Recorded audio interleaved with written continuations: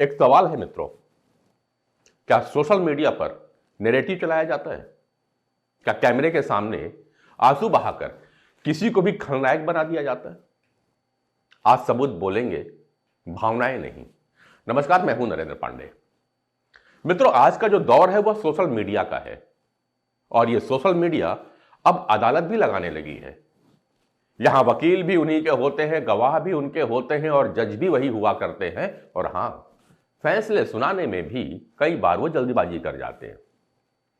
मित्रों, यह बात मैं इसलिए कह रहा हूं क्योंकि कुछ दिन पहले वायरल हुए वीडियो को जरा याद करिए आप, जिसमें कुछ किसान कैमरे के सामने थे, आरोप सीधे थे, रास्ता रोका गया है, शासकीय भूमि पर बाउंड्री वॉल खड़ी कर दी गई है, किसान के खेत तक जाने का रास्ता बंद कर दिया गया है।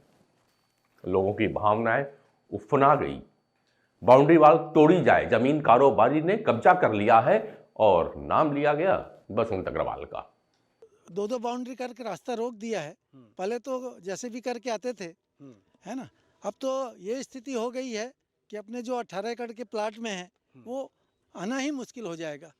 अब वो दोनों गेट, जो लोहे का गेट बना हुआ है, उसको भी वो बंद कर दिया है। तो इस साल जो है खेती करना बंद हो जाएगा आने वाले साल में। दूसरी बात, हमारा जो पानी का निकासी था, और पानी का निकासी रोकने से करीब 3-4 एकड़ फसल जो है सड़ गया। बहुत चौड़ा रोड बना दिया है, पानी जहाँ से निकासी होता था तो पानी अब नहीं गया, पानी भरा हुआ है। आज भी अभी वर्तमान में आप देख सकते हैं पानी वहाँ भरा हुआ है।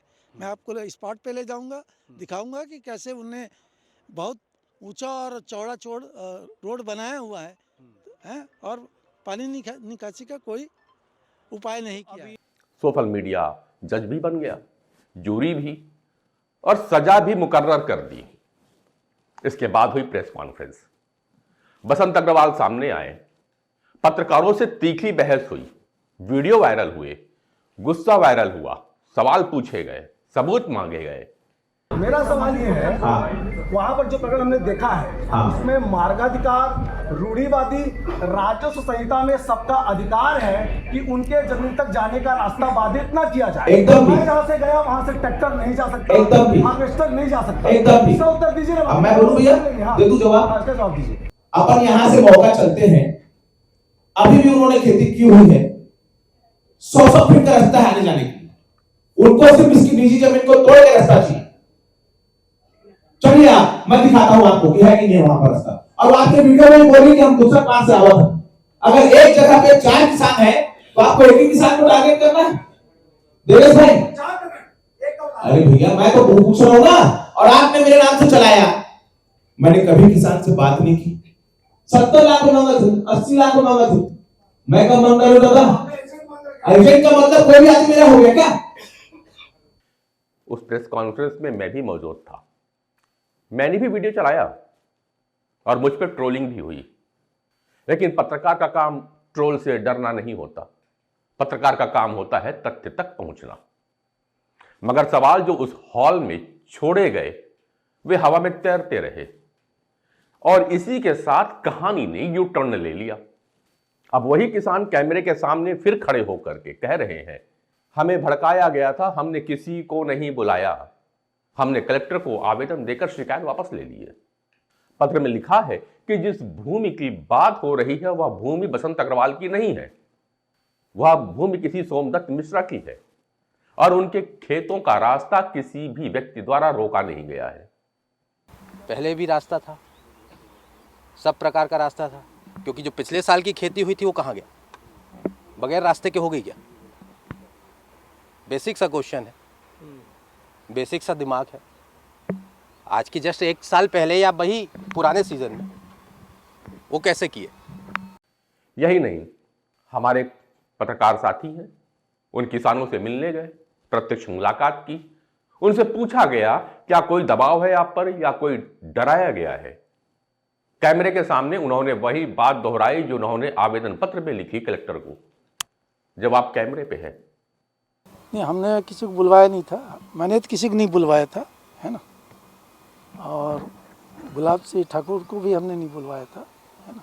और उसमें जो है सिंपल बयान दिया गया था, किसी के विरुद्ध हमने वो नहीं किया था। सीजी बॉक्स वाले को तो मैंने नहीं बुलवाया था। और ये जो रास्ता आप लोगों ने बताया कि रास्ता हमारा, क्या रास्ता पहले से ही नहीं था कि रास्ता है उसमें? रास्ता है ना। रास्ता है ना। अब सवाल है, कैमरा सवाल पूछ रहा था या कहानी तय कर चुका था? सवाल पूछे जा रहे थे या फैसले सुनाए जा रहे थे? कैमरे के सामने किसानों की पीड़ा दिखाई गई या पीड़ा को एक दिशा में मोड़ने का प्रयास किया गया? तथ्य तलाशे गए थे या टकराव पे जोर दिया गया? सवाल यह नहीं है कि सही कौन है और गलत कौन। सवाल यह है कि पहले वीडियो में सच था या अब झूठ है। सवाल यह है कि पहला वीडियो सही था या दूसरा वाला, या फिर सच कहीं बीच में है। फैसला आपको करना है। मैं यहां किसी की पैरवी नहीं कर रहा हूं, क्योंकि ना तो मैं वकील हूं ना अदालत में फैसले सुनाता हूं। मैं पत्रकार हूं और जो तथ्य मेरे सामने आए उन्हें आपके समक्ष रख रहा हूं। अगर किसी के पास कोई और तथ्य आता है तो वह भी सामने रखा जाए। मुझे पता है कुछ लोग मुझे फिर से ट्रोल करेंगे, लेकिन ट्रोलिंग से सच बदलता नहीं है। और अगर किसी के पास में इस पूरे मामले के कुछ ठोस सबूत हैं तो आइए सामने रखिए, क्योंकि पत्रकारिता भीड़ के साथ चलना नहीं, शोर करना नहीं, शांत होकर तथ्यों के साथ चलना होता है। अब आप खुद तय कीजिए और निर्णय लिख भेजिए।